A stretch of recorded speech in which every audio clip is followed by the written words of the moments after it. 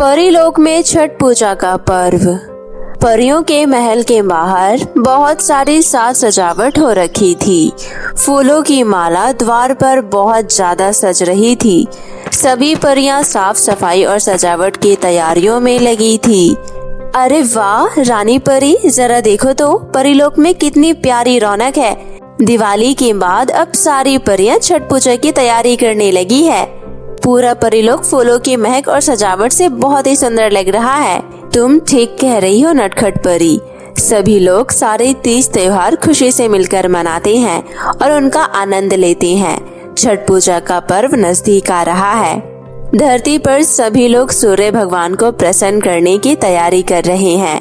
ये सब देखकर तो मेरा मन छठ पूजा के पर्व के लिए बहुत ज्यादा उत्साहित है।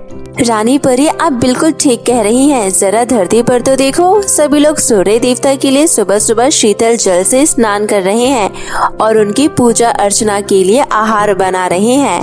हाँ, मैं तो कहती हूँ कि सूर्य भगवान इन सभी से प्रसन्न होकर इन्हें सुख समृद्धि और धन दौलत दे। सभी लोगों ने बहुत ही लगन और मेहनत से मिष्ठान और पकवान बनाए हैं। चलो हम भी चलकर बाकी परियों के साथ धरती पर घूमने चलते हैं। हम सभी आपके साथ धरती पर ये खुशहाल दृश्य देखने के लिए आपके साथ चलते हैं रानी परी। परियों के साथ धरती पर भी चारों तरफ छठ पर्व के लिए धूम मची हुई थी।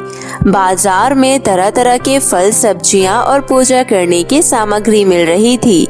घर में सभी स्त्रियां शीतल जल से स्नान करने के बाद चूल्हे पर मिष्ठान और तरह तरह की पकवान बना रही थी।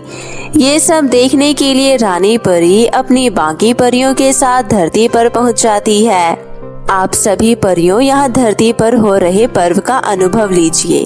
तब तक मैं नटखट परी और बाल परी के साथ जाकर जरूरतमंद लोगों की मदद करती हूँ और घमंडी लोगों को सबक सिखा कर आती हूँ।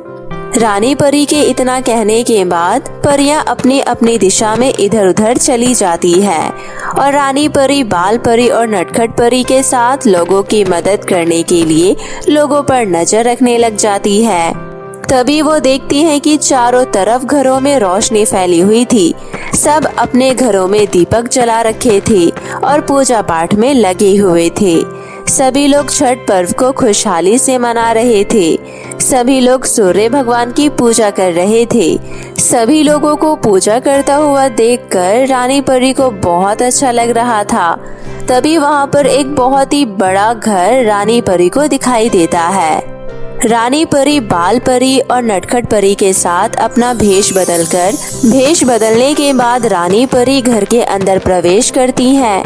वो देखती हैं कि घर में सुनार और उसकी पत्नी छठ मैया की पूजा करने के लिए महंगे महंगे मीठे पकवान और हाथ में पैसा गहना लेकर भगवान की पूजा करने में लगे हैं। अरे भाग्यवान, किधर रह गई हो? जल्दी से आकर देवी माँ को भोग लगा दो। और ये क्या, तुमने तो दरवाजे बंद ही नहीं किए, जहाँ पर इतना सारा खजाना रखा हुआ है। अगर किसी ने देख लिया तो हमारे घर में चोरी हो जाएगी। जल्दी जाकर गेट बंद कर दो। लेकिन मैंने तो सुना है कि दरवाजे बंद करने के बाद घर में लक्ष्मी नहीं आती है, इसलिए हमें घर के दरवाजे खोलकर पूजा करनी चाहिए। अरे भाग्यवान, तुम भी बहुत भोली हो। देवी लक्ष्मी हमारे पास पहले से ही है। जाओ और जल्दी से घर के दरवाजे बंद कर दो। सुनार की बात सुनकर सुनार की पत्नी घर के दरवाजे बंद करने के लिए दरवाजा पर पहुंच जाती है। तभी वो देखती है कि बाहर एक औरत अपने 2 बच्चों के साथ खड़ी है और पैसे मांग रही है। बहन, हमें कुछ खाने के लिए दे दो। मैं और मेरे बच्चों ने पिछले 1 हफ्ते से कुछ नहीं खाया है। अगर तुम हमें कुछ खाने के लिए अनाज दे दोगी तो भगवान तुम्हारा भला करेगा। सुनार की पत्नी अकड़ते हुए बोली, अरे चलो चलो यहाँ से, हमारे पास कुछ नहीं है। पता नहीं कहाँ कहाँ से आ जाते हैं रोज रोज मांगने के लिए। घर देखा नहीं कि मांगने के लिए आ गए। अरे कौन है भाग्यवान? क्यों इतनी जोर जोर से चिल्ला रही हो? बाहर कोई मांगने वाली आई थी। मैंने तो इनसे कह दिया कि घर में कुछ नहीं है और दरवाजा बंद कर दिया। चलो हम पूजा करना शुरू करते हैं। ऐसा कहकर सुनार की पत्नी घर के दरवाजे बंद कर लेती है और अंदर आ जाती है। बाहर रानी परी अपनी परियों के साथ हंसते हुए वहां से आगे की ओर चली जाती है। उन्हें समझ आ जाता है कि ये घर बिल्कुल ईमानदार और दयालु नहीं है। उनकी मदद करना बिल्कुल ठीक नहीं है। इसके बाद रानी परी आगे के घर के दोहे पर निकल जाती है, जहां रानी परी को लगता है कि इस घर को मदद की आवश्यकता है। वो रानी परी अपनी जादुई शक्तियों से लोगों की मदद करती है और उनके घर में खाने पीने का सामान और अनाज की व्यवस्था करती है।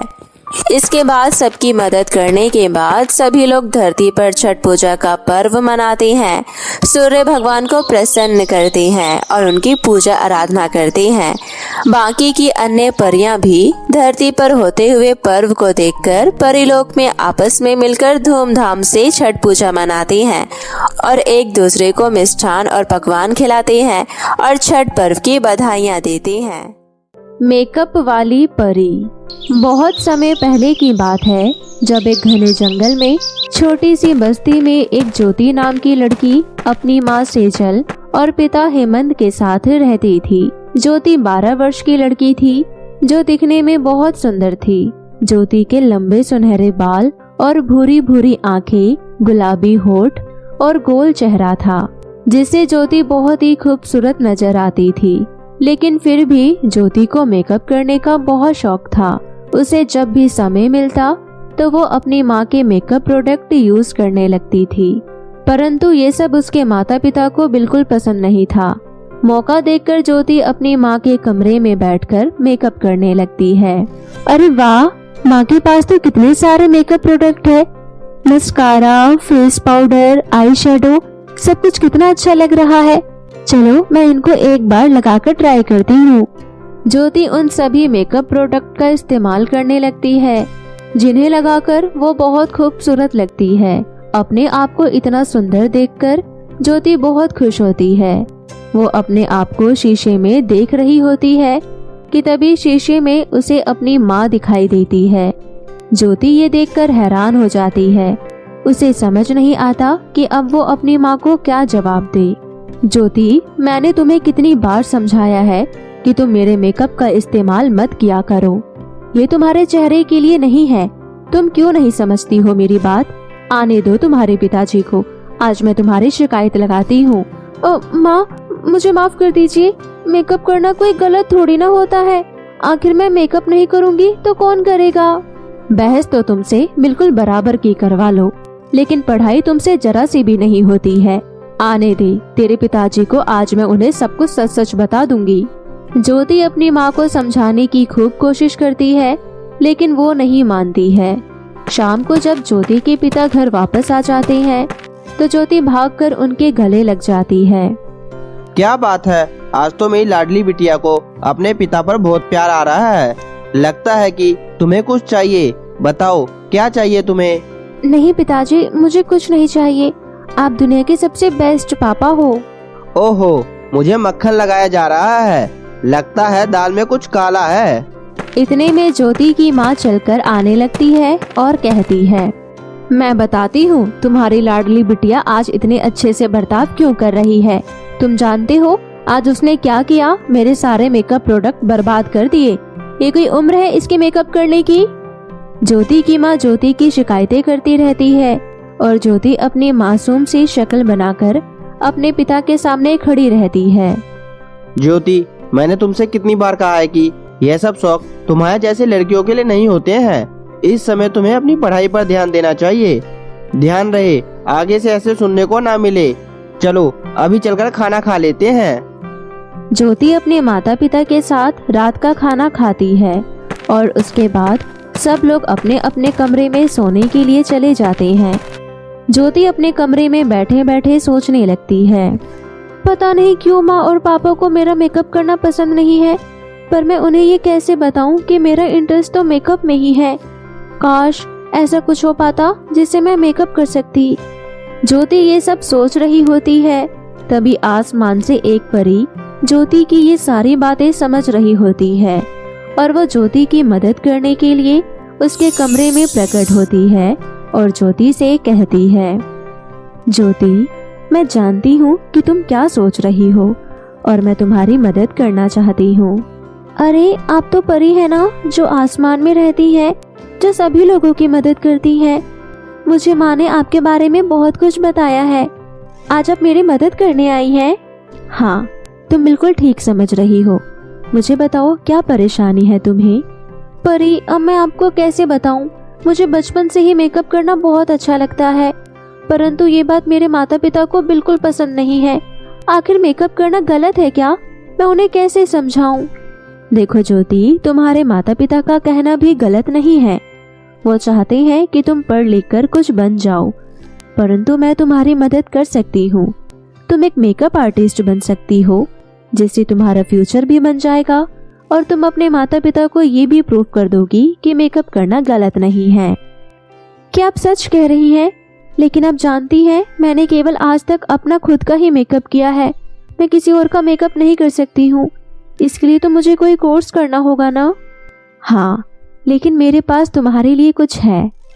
परी अपनी जादुई शक्तियों से एक मेकअप किट प्रकट करती है और उसे ज्योति को दे देती है और कहती है, ज्योति ये लो, ये एक मेकअप किट है। ये मेकअप किट कोई मामूली मेकअप किट नहीं है। इस मेकअप किट से तुम किसी का भी मेकअप कर सकती हो। उसे तुम्हारा मेकअप बुरा नहीं लगेगा। इस मेकअप किट से बहुत अच्छा मेकअप होगा। अच्छा, तो अब मैं चलती हूँ। आगे जो करना है वो तुम्हें ही करना है। इतना कहकर परी वहाँ से चली जाती है।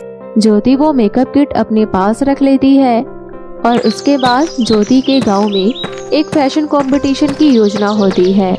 फैशन कंपटीशन में ज्योति मेकअप आर्टिस्ट बनकर जाती है और वहाँ पर सभी लोगों का मेकअप करती है।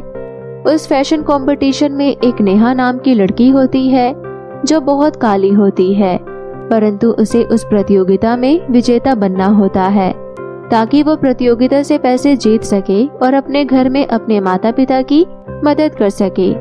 ज्योति नेहा का मेकअप कर देती है। शुरू में नेहा बहुत घबराती है, लेकिन ज्योति उसका हौसला बुलंद करती है। डरो नहीं, मैं तुम्हारा इतना अच्छा मेकअप करूंगी कि तुम इस प्रतियोगिता की विजेता बनोगी। अपने ऊपर भरोसा रखो। ज्योति नेहा का मेकअप करती है। मेकअप हो जाने के बाद जब नेहा अपने आप को आईने में देखती है तो उसे एक बदली हुई नेहा नजर आती है। अपना इतना खूबसूरत चेहरा देखकर नेहा को यकीन ही नहीं होता। उसके बाद वो प्रतियोगिता में पहुंच जाती है और वो विजेता भी हो जाती है।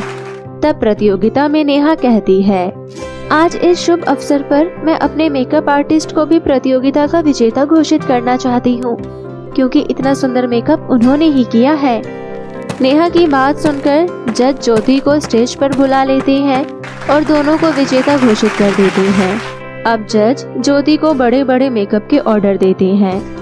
अब ज्योति उस जादुई मेकअप किट से ढेर सारे मेकअप करने लगती है। अब ज्योति एक बहुत बड़ी आर्टिस्ट बन जाती है।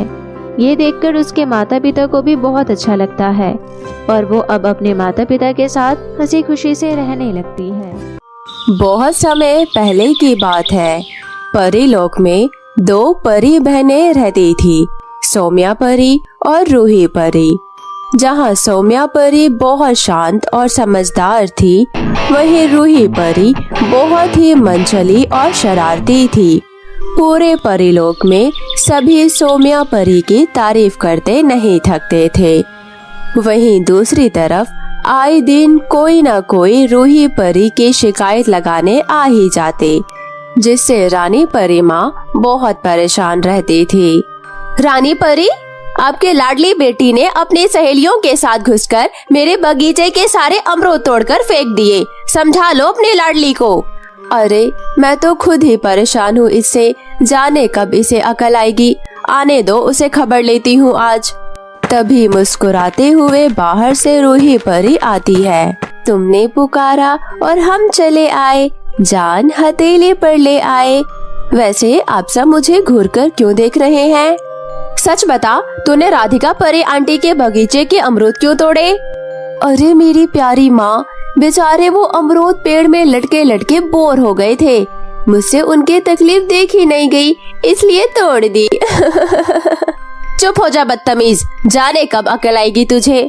बहन मुझे माफ करना, आगे से ये ऐसा नहीं करेगी। तुझे तो मैं अभी बताती हूँ। इतना बोलकर रानी माँ रूही को मारने के लिए थप्पड़ उठाती है। तभी सौम्या परी उसे रोक लेती है। जाने दो ना माँ, वो भी बच्ची है, वक्त आने पर समझ जाएगी, अभी तो उसके खेलने कूदने की उम्र है। तू हर वक्त इसका साइड लेती रहती है। मैं कहती हूँ इस लड़की को सुधारना बहुत जरूरी हो गया है। शांत हो जाओ माँ, सब ठीक हो जाएगा। तभी मुंह बनाकर रूही परी बड़बड़ाते हुए अंदर चली जाती है। फिर से स्टार्ट हो गया माँ बेटी का इमोशनल ड्रामा। उफ। कुछ दिनों बाद रानी माँ सौम्या परी का रिश्ता बहुत बड़े राजघराने का राजकुमार सोमदत्त के साथ तय कर देती है। सोमदत्त आज सौम्या को देखने आने वाला था। घर में उसी की तैयारियां चल रही थी, लेकिन रूही परी घर में नहीं थी। सोमदत्त जब आ रहा होता है तब वो देखता है कि रास्ते में कुछ परियां एक बूढ़ी महिला को परेशान कर हंस रही है। तभी सोमदत्त वहां आकर बोलता है, आप लोगों को शर्म आनी चाहिए। आप सब परी होते हुए भी इतना घटिया हरकतें कैसे कर सकते हो। माताजी आप जाइए, अगर तुम लोगों में से दोबारा किसी ने किसी को परेशान करने की कोशिश की तो मैं तुम सब के पर काट दूंगा। चलो अब जाओ यहाँ से। अरे रूही, तुमने उस लड़के को जवाब क्यों नहीं दिया? पहली बार कोई तुम्हें यूँ डांट कर चला गया और तुम चुपचाप उसकी बातें सुनती रही। अरे मैं तुमसे बात कर रही हूँ, तुम इतना मुस्कुरा क्यों रही हो? तुम्हें पता है मैंने उसे कोई जवाब क्यों नहीं दिया? क्योंकि मुझे मेरे सपनों का राजकुमार मिल गया। मुझे उससे पहली नजर में प्यार हो गया। इधर सोमदत्त सौम्या को देखकर उसे पसंद भी कर लेता है। मुझे आपकी बेटी सौम्या बहुत ही पसंद है। आप जल्दी से शुभ मुहूर्त देखकर शादी का दिन फिक्स कर ले। अच्छा अब मैं चलता हूँ, इजाजत दे। इतना बोलकर सोमदत्त जाने लगता है। तभी बाहर निकलते हुए उसे रूही मिलती है। रूही सोमदत्त को अपने घर देख खुशी से उसे देखती ही रह जाती है और सोमदत्त उस पे बिना ध्यान दिए वहाँ से निकल जाता है। माँ, मेरी प्यारी माँ, बता आज कौन सी नई शरारत करके आई है? ओफो माँ, जब देखो मुझे डांटती रहती हो, कभी तो प्यार से बात कर लिया करो। वैसे अब मैं पूरी तरह सुधर गई हूँ, अब से आपको मेरी कोई शिकायत नहीं मिलेगी। अरे भाई देखो तो जरा, आज सूरज कहीं पश्चिम से निकला है क्या? माँ, आप मेरी बात पे क्यों नहीं यकीन करते हो? अच्छा ये बताओ, अभी जो लड़का गया वो यहाँ किस लिए आया था? वो तेरी दीदी का मंगेतर है। अगले पूर्णमासी को दोनों की शादी है। अब तू भी सुधर जा, वरना ऐसे में कौन ब्याह करेगा तुझसे? इतना सुनते ही रूही आग बबूला हो जाती है। अच्छा तो यहाँ भी आखिर बाजी मार ही ली इसने। नहीं, ये नहीं हो सकता, मैं ऐसा नहीं होने दूंगी। देख रूही, अब की बार तूने कोई गड़बड़ की ना तो मुझसे बुरा कोई नहीं होगा। कान खोलकर सुन ले तू। हाँ हाँ, आप तो अपने लाडली बेटी की ही साइड लोगे ना, मैं हूँ ही कौन आपकी। इतना बोलकर रूही रोते हुए अपने कमरे में चली जाती है। शादी का दिन नजदीक आ गया था। सभी बहुत ही खुश थे, बस कोई दुखी था तो वो थी रूही परी। वो अपने गुस्से की वजह से सौम्या परी का परीलोक का सबसे कीमती लहंगा प्रेस करने के बहाने पूरा जला देती है और उसका मेकअप का सामान भी बदल देती है। अब आएगा मजा, देखती हूँ कैसे सोमदत्त से तेरी शादी होती है। सौम्या जैसे ही मेकअप करके अपना लहंगा पहनने के लिए उठती है तो हैरान रह जाती है। हे भगवान, मेरा लहंगा कैसे जल गया और ये मेरे चेहरे को क्या हुआ? मैं इतनी बदसूरत कैसे हो गई? रोते रोते सौम्या रानी माँ के पास जाकर सारी बातें बताती है। रानी माँ सौम्या को देखते ही सब समझ जाती है। वो बहुत ही गुस्से से आवाज लगाती है, रूही, रूही, मेरे पास आओ। जी रानी माँ, आपने बुलाया मुझे? सच बता रूही, ये सब तुमने किया है ना? नहीं रानी माँ, मुझे नहीं पता ये सब किसने किया। रानी माँ को बहुत गुस्सा आ जाता है और वो रूही को जोरदार थप्पड़ जड़ देती है। माँ, ये आप क्या कर रही हो? रूही आखिर ऐसा क्यों करेगी? आज तुम चुप रहो, ये काम तो मुझे बहुत पहले कर देना चाहिए था। अब से मेरी एक ही बेटी है सौम्या, इससे कहो दूर हो जाए मेरी नजरों से। रूही को अब अपनी गलती का बहुत ही पछतावा होता है। वो बहुत रोती है और अपनी सारी गलती कबूल करती है। मुझे माफ कर दो मेरी बहन, प्लीज माफ कर दो। अनजाने में मुझसे बहुत बड़ी गलती हो गई। माफ कर दो, तुम लोगों के सिवा मेरा है ही कौन, मैं कहाँ जाऊंगी, एक मौका दे दो प्लीज। माँ प्लीज रूही को माफ कर दो, उसे अपनी गलती का एहसास हो चुका है, एक बार माँ प्लीज माँ। रानी परी सोम्या के कहने पर रूही को माफ कर देती है और फिर सोम्या परी को परीलोक का नया जादुई लहंगा देती है। सोम्या बेटी, अब जल्दी से इसे पहन लो, ये जादुई लहंगा है, इसे पहनते ही तुम पहले की तरह ही खूबसूरत हो जाओगी। सोम्या उस लहंगे को पहन लेती है। लहंगा पहनते ही वो पहले से ज्यादा और भी खूबसूरत हो जाती है। आए हाय, क्या लग रही हो दीदी, जीजू तो देखते ही आप पे फिदा हो जाएंगे। चुप कर बदमाश।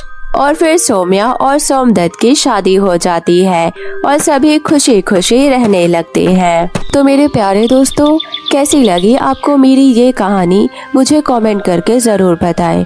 और यदि कहानी अच्छी लगी हो तो अपने दोस्तों के साथ भी शेयर करें। और हाँ दोस्तों, अगर आपने अब तक मेरे चैनल को सब्सक्राइब नहीं किया है तो जल्दी से नीचे लाल बटन दबाकर अभी सब्सक्राइब कर ले और साथ ही इस बेल आइकन को दबाना ना भूलें।